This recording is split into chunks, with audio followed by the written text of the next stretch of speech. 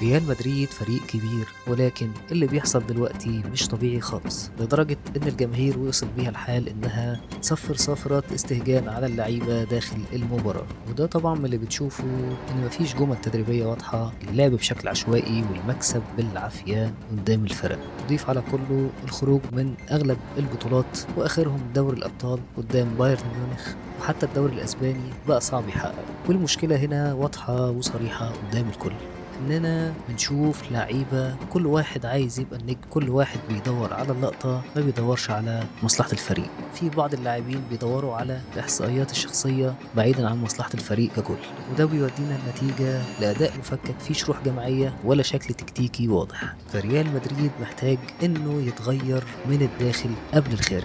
لازم يكون في لعيبه بتلعب عشان الفريق، مش عشان اللقطه والارقام والاحصائيات الشخصيه. لان ببساطه لو ده ما حصلش، مفيش مدرب في العالم هيقدر يغير اي حاجه في الفتره اللي جايه.